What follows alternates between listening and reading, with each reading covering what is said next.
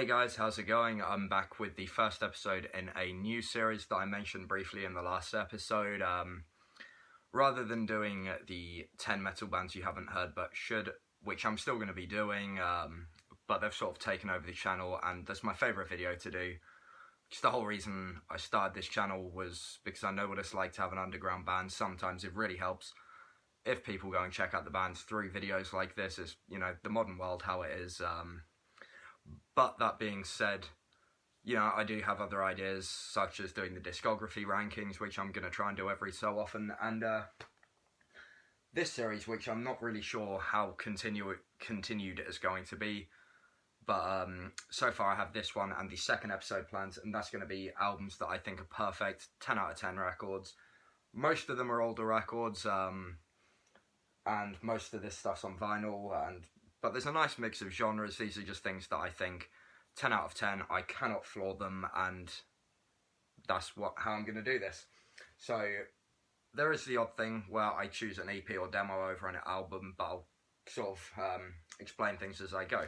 So first up is Bathory's, Blasphemy's Blood Upon the Altar. This is the demo from, I believe, 89, I want to say. Doesn't say, but I'm going with 89. Yeah, it's 89, cool. This is what started it all. Fallen Angel of Doom, of course, is another perfect album, but I have a rule of one record per band, and for me, Blood Upon the Altar is just undeniably the most aggressive, ferocious war metal recording. I think this is really important to not only war metal as a kind of subcategory, but also just black metal as a whole. It's just untouchable. As much as I love both the full length and the live stuff, this to me is just peak Blasphemy. So yeah, I'm going to try not to talk too much about each one, but you know, I'm 2 minutes in, so there's that out the window. Next up is Entombed, Left Hand Path. This is quintessential, like the original full-length album of 100% pure Swedish death metal. 1990, you've got the, it's on Earache Records as one of the albums that, in my opinion at least, really put Earache on the map. Not that I was even alive in 1990, I'd have been -8 then. But yeah, pure riff fest, groovy. There's some hints at what's to come in the future with the kind of grooviness of it, but this is just pure Swedish death metal fury, and a must-have for any death metal fan. Much like another of my favourite death metal bands, Bolt Thrower, Realm of Chaos is my favourite record. I did a ranking of their discography. Warmaster's the album that for me really broke Bolt Thrower and that got me into them, but Realm of Chaos I think is just, the riffs are stunning. I mean, every Bolt Thrower album's flawless to me, but this is the revised artwork. I have this 3 times. I have the tape with the original art and the CD with this art. I'm just obsessed with this album. It's perfect UK death metal. Next up's actually a newer one from 2011. It's the first album of Midnight, Satanic Royalty. Another band where everything they've put out since has been killer. But there is just not a moment on this album that doesn't make me want to bang my head and just, you know, set fire to shit and go crazy. Midnight have just nailed blackened speed metal on this, and it's just perfect. And if you read my interview with Athena, you'll know, because I asked a kind of controversial question to ask a musician that they hate being asked, but do you think you'll ever top it? And he's not interested in it, he just wants to go his own way. And I think that's why every Midnight album's been so good, because he's not tried to do another Satanic Royalty. He's just put out 3 full lengths along with some other miscellaneous releases of just great black speed metal. Never trying to do something again. I respect that. And Destroyer 666, another new one. This is Wildfire from 2015, 16, something like that. 16. Okay, cool.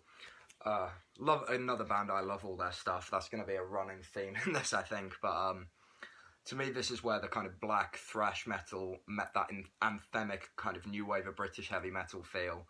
And some experimental things like the closing song, Tamam Should, however the hell you say that, which is sort of a, I guess, based, I want to say a tribute to, but there's more to it than that, to the Devil's Blood guitarist, whose name just completely has vanished from my head, but fantastic songwriter. Devil's Blood, of course, are another amazing band. But yeah, this is just pure heavy metal fire, and I maintain Destroy 666 are the best band I've ever seen live. Just no one had their phones out or anything, which in this day and age is so rare. It's just testament to how passionate and intense their show is. Conqueror, War Cult Supremacy, another war metal classic.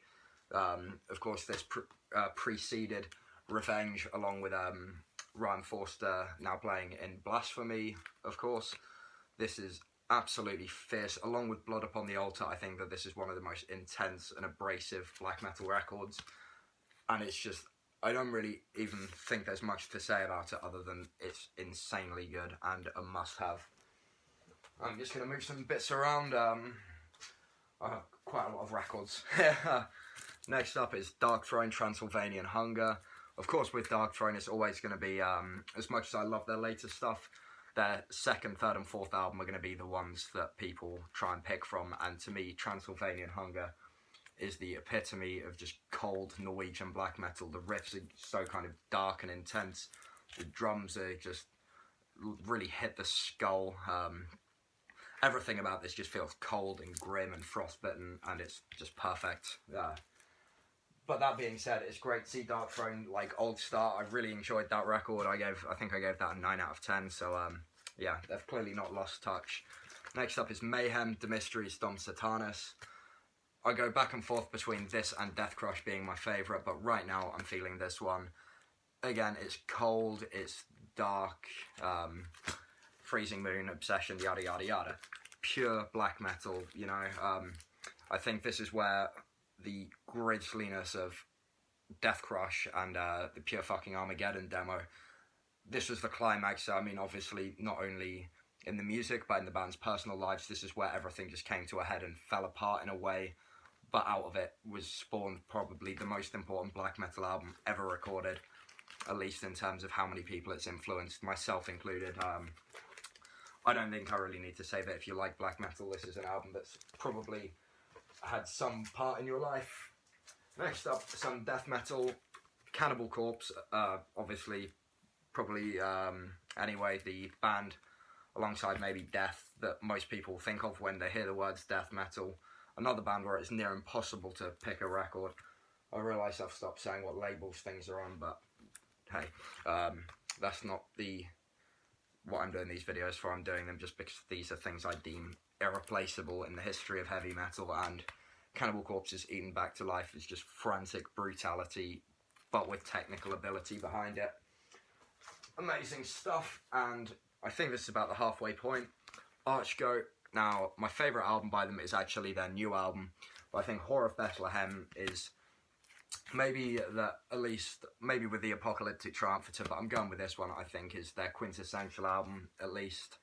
That sort of contradicts my point of which one's my favourite, but this is my video, I'm doing it this way. Archgoat, important, Finnish, Black and Death, war metal. Stupidly heavy, all their albums are great, and that's the one I guess I would probably recommend to start with, for some reason. Another artist, it was really hard to choose, was King Diamond. I think King Diamond's one of a few bands, I think most of these people are going to agree with, but I think King Diamond's maybe a slightly controversial pick, as Merciful Fate hasn't appeared, at least yet. Them is also probably a weird pick, because I feel a lot of people would go for one of the very first albums, but it's just the concept there, the musicianship's there, everything about it just feels right to me. All of the songs are good. I was going to try and give a notable song, but yeah, these are your notable songs, listen to all of them. King Diamond, absolutely amazing album, along with Abigail, I guess they're probably joint favourite. Next up is Obituary, Slowly We Rot, another Florida death metal classic that really put things on the map in the early days. This is the repress. It's the only thing I had was a bootleg CD, and bootlegs are bad unless, at the time, that was all I could get. So yeah, I'm really glad this got repressed. Slowly We Rot is just a testament of how much kind of gross knuckle-dragging death metal was to come out of the world, and there's still bands trying to replicate, and some really succeeding what Obituary did, like Master, I think, owe a lot to Obituary, and I'm sure, I want to say Patrick or Paul would agree with me. Not that Master's inferior, Master is great, but Obituary, important death metal.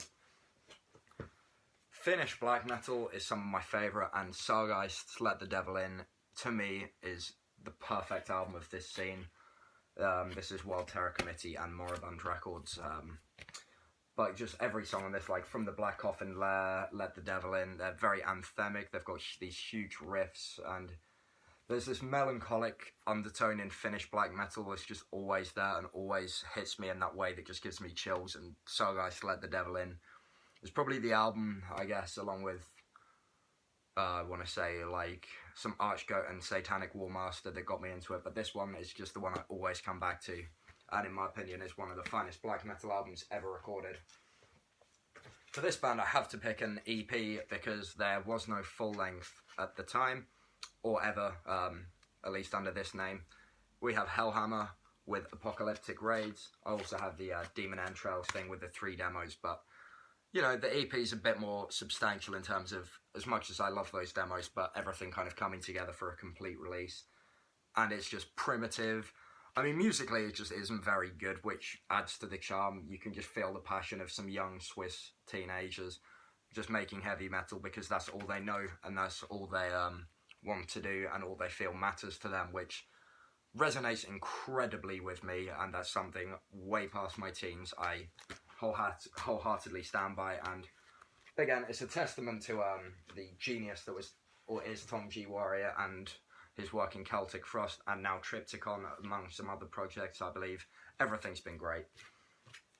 Iron Maiden, of course, have to be in this video, and as much as I love this album, and it's definitely, at least for many metalheads, if you think Iron Maiden, this image is the first thing that will come into your head, along with maybe some of their onstage antics. My favourite album is probably not this one, it's probably Seventh Son of a Seventh Son, Power Slave albums, or Somewhere in Time, or this one. It changes quite a lot, but this is just, I don't think there's many metalheads that don't think of this album as one of the most important in the world, and I wholeheartedly think that this needs to be on this video. As much as, like I say, I love their other records, it's a must. It's Maiden, all their stuff's pretty good, so, and most of their stuff is perfect, and that is one of it. Dismember, much like Entombed, forerunners of the Swedish death metal scene. The funny thing about this Dismember record I learned the other day when reading the Swedish death metal book, that phrase is getting really annoying to say, let's say Swedeth, is there was a court case about this very record, and more importantly, the song Skin Her Alive. Had to fact check, I was going to say Eat Her Alive, because I had Eaten by Bloodbath in my head, which wouldn't exist without this, but they had to go to court for the lyrical obscenity when the albums were intercepted by customs, and their court case happened in none other than Norfolk, England, where I live, you know, backwater, rural England, and these Swedish maniacs had to come here, and this whole album had to be played to a jury, and as hilarious as that is, that's not where the kind of buck stops. The whole album's great. I don't think I really need to say much more about how important Dismember is for death metal bands. This is going to be one that's going to divide people, and it's Judas Priest. Of course, they're in this video, and I went with Painkiller. As much as I love stuff like British Steel, Defenders of the Faith, which was my favourite album for many years, Painkiller is just ups the ante in every conceivable way. The riffs are ridiculous, the solos are ridiculous, everything about it's ridiculous. It's just, as far as, if someone asked me what metal sounds like, I'd point to this album. Like, as much as I love black and death metal, and that's what I play, this is just pure steel. It's absolutely untouchable in my opinion. It's just perfect. I imagine that this is probably the album I listen to more than any other in the world. So that's the one I went with. Going back to extreme metal, there is one band that shaped everything. This is the second album of that band, and that is Bathory with Under the Sign of the Black Mark. The first albums, all 10 out of 10s. The rest of them are all very highly ranked, but Under the Sign of the Black Mark not only basically wrote the template for black metal, it also reinvigorated the interest in thrash and speed. It also developed extreme metal to become basically everything that happened after the new wave of British heavy metal other than Venom, who basically, you know, inspired Bathory to do it better, as much as I love Venom. And without this, and of course the first and third album, I don't think many things that I love would exist today. And there is never a bad time to listen to Bathory. That is a rule. I will not have another word said on the matter. And now another more modern release. To me, this is probably the best modern black metal album, and it is Bathory's Flesh Cathedral. I've probably listened to their new album more. This is 4 pieces of music and like an hour long. And it's not an album just to put on. It's not like Bathory where you can just put it on and immediately feel it. If you're not feeling something like this, then it doesn't work. It's like a psychoactive experience, but to me it's everything that black metal could have grown to achieve. It has, and Bathory is just a perfect encapsulation of that, and this album is just untouchably good. There's not a bad riff on this thing. It's painstakingly good. And now to finish up, just 2 CDs. Both are probably going to get some interesting comments, but like I say, this is my video, so first up, the band that has probably influenced me, especially as a guitarist more than any other, is Finland's Children of Bodom with Hate Crew Death Roll. Are You Dead Yet was the album that got me into them, and the one I've probably heard most, but this album is just melodic guitar playing. You've got, you know, that melodic death, some kind of, you know, you've got a bit of everything, a lot of neoclassical ideas. And to me, this album just shaped me into how I play guitar, into especially lead. And I think Children of Bodom is a band, as much as a lot of metalheads think they're cool to hate on, you know, if this offends you so much that you're not going to watch my video, so be it, because I can guarantee most people watching this either love or at some point have loved, or at least can appreciate the musical abilities of Children of Bodom. And finally, this is going to be the most controversial one. I'm not going to go into the band themselves because there's just no point really. But it's Inquisition, another band where I love all the albums. But this one, which is Ominous Doctrines of the Perpetual Mystical Macrocosm. You can see why I had to read that one off. It's just perfect, along with Bathory. It's just the foundations of black metal being elevated into completely different worlds, and whether you love or hate Inquisition these days, you cannot deny that they have done some crazy riffing, and most of it can be found on here. But yeah, like all their albums, I'm definitely a fan of the music, say what you will about them. So that's nearly 20 minutes of me talking about records that I deem perfect, and that's only part 1. As you can tell, there's going to be a lot more. And I'll be interested to see, you know, if you guys think, you know, maybe Bathory self-titled's better, and why. Feel free to comment. You know, I always find it interesting seeing how people's opinions differ, I guess. If you think that saying, oh, you know, you're wrong, this album's better, is a good way to have an opinion, I just think that's really pointless way to go about things, because of course they're going to differ. But if, you know, you want to actually talk about comparison as opposed to just being a tool, then drop a comment. If you enjoyed the video, feel free to leave a like and subscribe if you want to see more. I will be still doing the underground stuff, of course, but you know, I had good fun picking out albums that I just think are flawless, so I did a lot of it. I hope you guys enjoyed the video, and until next time, stay metal.